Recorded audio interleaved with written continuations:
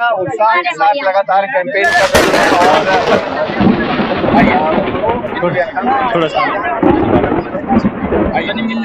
उनको ये भी प्लस वैकेंसी देने के लिए ये वादा किया, तो ये हमारे नीतीश चाचा को सोचना चाहिए। कहाँ सुविधा मर जाएगा, ये गर्मी में दिखाई देगा, ये गर्मी में गिरेगा ना, कितना पब्लिक मरेगा। हम यहाँ पे आ गए, सोनपुर में आ चुके हैं। हमारे पीछे देखिए कितने भीड़ जमावड़ा लगा हुआ है। यहाँ पे रोहिणी आचार्य जी लगी हुई है और उनका थोड़ा सा वीडियो हमारे कैमरामैन दिखाए। देखिए गाड़ी पे बैठ चुकी है फिलहाल। यहाँ पे रोहिणी आचार्य जी आई है, उनका यदि कैसा वोट पक्ष है यहाँ पे? वोट क्या है, यहाँ एक लहर है, लहर है 1977 के जो लालू जी लड़े थे वही लहर है, उससे भी ज्यादा लहर है। इस बार रिकॉर्ड टूट जाएगा। थोड़ा सा उनसे बात करने का प्रयास करते हैं। देखिए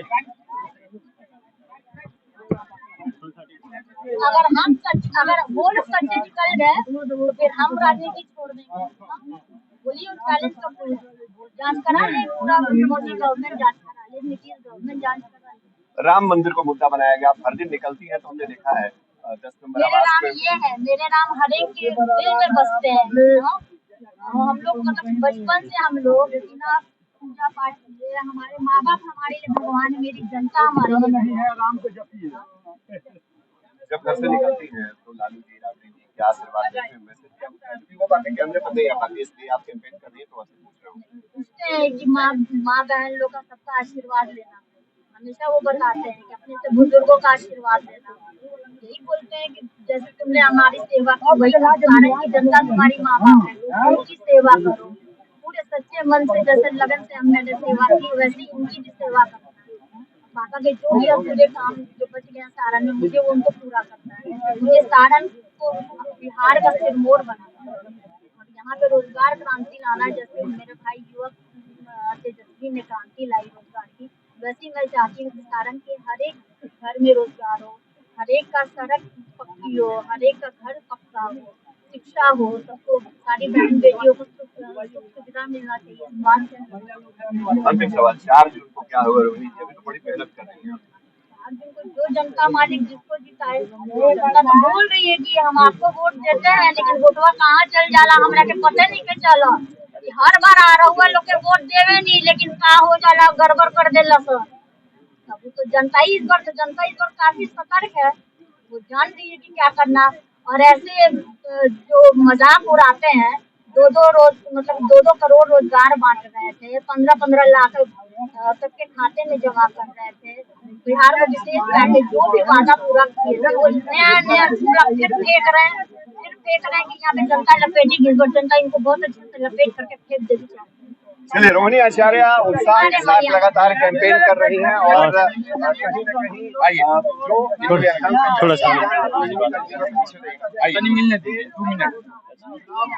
यहाँ पे देखिए पूरे महिलाएं लोग मिल रही है, 1 बाय 1 करके मिल रही है। थोड़ी इन लोगों के मिलने के बाद हम इस बात करेंगे। आप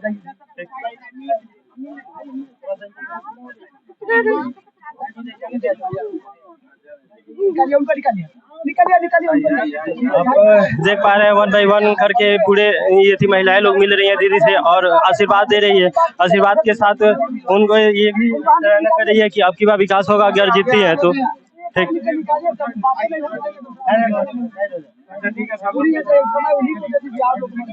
देखिए कैमरामैन लगातार बने रहे और उनको दिखाइए पूरे फुल माला से स्वागत कर रही है महिलाएं यहाँ के। अब की बार पूरे बहुमत से लगता है कि यहाँ पे रोहिणी आचार्य जी यहाँ पे क्या लगता है आपको? बहुत भारी बहुमत से हम लोग जीतेंगे यहाँ से। वोट से जो है कि लीड करने जा रहे हैं सारण लोकसभा से। कहा जाता है कि 400 पार तो वो सब जुमलाबाजी है। 400 हार है, पार नहीं है, 400 हार है। 400 रेट बढ़ाएंगे इसके लिए, 400 पार करने के लिए। 400 का सिलेंडर 1200 में मिल रहा है। कैसे मालूम हम 400 से आगे लीड कर जाएंगे? पूरे जहाँ भी रैली हो रहा है तो 400 पार। ये सब जुमलाबाजी है उनका, ठीक है। एक प्रोपेगेंडा बना के लोगों के बीच में एक माहौल बनाने की कोशिश कर रहे हैं और ये कोई माहौल उनका इस बार काम करने नहीं जा रहा है। अच्छा, आपको क्या लगता है? आपको क्या लगता है? जो है एक ही भरोसा हिंदू मुस्लिम करना और कुछ नहीं है। आप युवाओं का देख रहे हैं ना हाल क्या है, बेरोजगारी चरम सीमा पे है। कितने बेरोजगार भूखे मर रहे हैं आपको पता है? आज नोटबंदी का जो मामला हुआ है सभी जो है जितने माननीय प्रधानमंत्री के साथी लोग हैं उनकी जो है कि काली चिट्ठी को जो है कि व्हाइट मनी करने के लिए जो है कि नोटबंदी हुई है। घोटाला है, सब घोटालेबाज ब्लैक मनी को व्हाइट मनी करने का एक जरिया था जो कि बीजेपी वाले आपको क्या लगता है यदि ये हमारे माननीय जो मतलब रोहिणी आचार्य जी अगर यहाँ से निकलती है तो विकास करेगी कि नहीं? वो तो तेजस्वी यादव जी थे तो विकास। जिस तरीके से लोगों का प्यार और समर्थन इनके पक्ष में मिल रहा है, ये तो निश्चित है कि जीत हम लोग की होने जा रही है और जीत होगी, ठीक है। और जहां तक विकास की बात रह गई है तो ये एक महिला उम्मीदवार है और सारण की जनता को एक महिला उम्मीदवार मिली है जिससे महिलाओं में काफी उमंग और उल्लास है। जिस तरीके से आपने अभी देखा कि कैसे हमारी माताओं बहनों के साथ आकर मिलकर छठ का आनंद ली है की है, ठीक है ना। खासकर इनका एक जनता में एक क्रेज है जो कि इन्होंने किडनी अपना डोनेट करके अपने आपको क्या लगता है ये किडनी जो दी है ये मतलब सिंपैथी वोट मिलेगा या सिंपैथी नहीं है? ये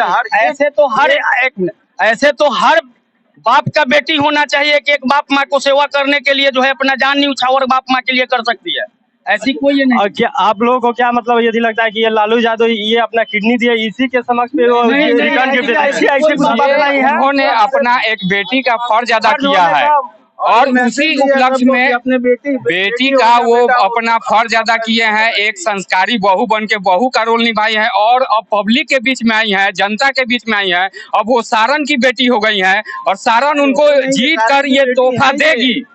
सारण उनको ये तोहफा 4 जून को जीत कर भारी मतों से विजयी बनाकर उनको जीत का तोहफा देगी और सारण की बेटी हमेशा के लिए यहाँ सेवा करने के लिए तत्पर है और तत्पर रहेगी। अच्छा, आपको क्या लगता है हमारे राज्य की अभी सीएम कौन होना चाहिए? अभी तो तेजस्वी यादव होना चाहिए। क्यों होना चाहिए? तेजस्वी यादव 17 महीने बनाम 17 साल 17 साल बनाम 17 महीना में 5 लाख को रोजगार, 5 लाख युवा को नौकरी दे सकते हैं। 17 साल में जो है कि भाजपा गठबंधन की सरकार कहा जाता है कि ये जो जॉब दिया है, नौकरी दिया है, ये वोट है वोट बैंक के लेके दिया है। वोट बैंक के लिए नहीं दिया गया है। ऐसा है उन्होंने तो 10 लाख प्लस वैकेंसी देने के लिए ये वादा किया। तो ये हमारे नीतीश चाचा को सोचना चाहिए ना कि समय रहते पलटी क्यों मार गए। अभी 3 साल हुआ है, 3 साल में 3 बार पलटी मार गए। अगर सरकार स्थिर रहेगी तभी तो विकास का रफ्तार और आगे बढ़ेगा। महीने में एक भी पेपर लीक नहीं हुआ, आपको पता होना चाहिए। हुआ था, पेपर बीच में लीक हुआ, वो दूसरी बात है, लेकिन आज अभी पेपर लीक हो गया और जितने भी सारे आप लोगों को क्या लगता है यदि फिर से अगर 1 मिनट फिर से आरजेडी की सरकार बनती है तो पेपर लीक मामला खत्म हो सकती है बिहार में? ये हमारे मैनिफेस्टो में जारी किया गया है कि जो भी अगर हम लोगों का अगर केंद्र से लेकर के और राज्य स्तर तक में सरकार बनती है तो जो भी अपनी मैनिफेस्टो में जारी किया गया है कल राष्ट्रीय जनता दल के द्वारा वो सारी चीजें पूरा किया जाएगा। और कोई भी ये हवाई वाली बात नहीं हुई है कि 2 करोड़ और 5 करोड़ रोजगार दे दिया जाएगा। 30 लाख और 70 लाख नौकरी को सृजन किया जाएगा जो मिलाकर 1 करोड़ रोजगार हो रहा है। और आगे 15 अगस्त को ये चीज लागू होने जा रही है सरकार में हम लोग को आने के बाद। 30 और 70 तो ऑलरेडी खाली है। 30 लाख और 70 लाख ऑलरेडी खाली है जिसको भरा जाएगा और उसके बाद ये बातें नहीं है। जैसे कि अभी राहुल गांधी एक बहुत बड़ी बात बोले हैं कांग्रेस केंद्र से, ठीक है, कि अभी पूरे देश में 30 लाख वैकेंसी खाली है। तो क्या अगर केंद्र कांग्रेस की अगर सरकार आती है तो फिर वो 30 लाख वैकेंसी मिलेगी? बिल्कुल 30 लाख। देखिए कांग्रेस इसी के लिए तो जानी जाती है कि जो वो अपने घोषणा पत्र में जो चीज लागू कर दी, ठीक है, उस चीज को सरकार में आने के बाद जरूर लागू किया जाएगा। इनके जैसा नहीं होगा कि आ गए चुनाव के टाइम में बड़ा भाषण दे दिए, पता चला कि एयरपोर्ट बन रहा है और वहाँ कुछ है ये नहीं है गए तो, ठीक है। इसलिए राहुल जी उतना ही वादा किए हैं कि जितना लोगों के लिए पूरा कर सके, क्या हमलेबाजी नहीं करते। क्या आपको लगता है कि बीजेपी सरकार जो है अभी वर्तमान समय में वो विकास नहीं कर रही है देश में? जी बिल्कुल नहीं। विकास के नाम पर सरकार है उनका कुछ है नहीं, लोगों को दिख रहा है, लोगों को डाला जा रहा है। 1 मिनट 15 लाख कहाँ गया ये जुमला? दूसरा सुनिए, 2 करोड़ रोजगार कहाँ गया? 10 साल में 20 करोड़ रोजगार जो उनका एक उज्ज्वला योजना जो था, जो 350 रुपए रसोई गैस को आप लेके गए 1000 पार। इनका योजना रहा है केवल अभी जो पेट्रोल का रेट है घटा हुआ है, इसके बारे में आप लोग चुनाव स्टंट है भाई, चुनाव आपको लगता है क्या आप लोगों को क्या लगता है? एक मिनट, आप लोग थोड़ा सा इधर आप लोगों को क्या लगता है यदि फिर से चुनाव अगर यदि संपन्न हो जाती है तो यदि पेट्रोल का रेट क्या होने लगा? पेट्रोल का रेट कम होना चाहिए। देखिए, जो आम पब्लिक से, आम लोगों से जुड़ा हुआ चीज है, उस चीज पर सरकार को जरूर ध्यान देना चाहिए। और जो पब्लिक का निजी चीज है, जो घरेलू डेली यूज का जो चीज है, उसमें जरूर कमी लाना चाहिए। ठीक है, जैसे रसोई गैस हो गया, पेट्रोल का दाम हो गया, और भी बेसिक नीड्स जो है पब्लिक का, वो सब चीजें, खाने वाली चीजें हैं जिसपे आप जीएसटी लागू कर दिए। आप समझते हैं आज तक अंग्रेज भी जीएसटी लागू या कोई भी टैक्स नहीं लागू करती थी जो खाने पीने की सामान हो। आप लोगों को क्या लगता है यदि कांग्रेस अगर बनती है तो महंगाई कम होगी? कैसे कम होगी? कैसे? इसलिए कि जितने चीज कोई निजीकरण किए हैं उसको फिर से सरकारी किया जाएगा, उसके बाद महंगाई ऑटोमेटिक कम हो जाएगा। जो निजीकरण हो गया वो फिर से गवर्नमेंट एकदम बिल्कुल होगी। तो देश बेचने के बिल्कुल ले आए हैं। तो जब सरकार अगर ये बदनाम करते हैं कि 70 साल में कांग्रेस क्या किया, तो 70 साल में कांग्रेस जो बनाया वो इन्होंने बेच रहा है, जो बनाया वो बेच रहा है। 70 साल में जो कांग्रेस ने वो 10 साल में सारा का सारा बेच दिया, उसको रेलवे बेच दिया, हटाने के बाद काम कर रहे हैं। रेलवे बेचे, बीएसएनएल बेचे, हमारे रेल बेचे, सेल बेचे, सब कुछ बेच दिया। आप जो है मीडिया इलेक्ट्रॉनिक हैं, आप ये बताया जाए कि अगर हमारे सच्चे देशभक्त जो होते हैं, भारत माता को सेवा करने वाले सेना, उसको हटा के अग्निवीर क्यों किए? किसके लिए? 4 साल के लिए क्यों?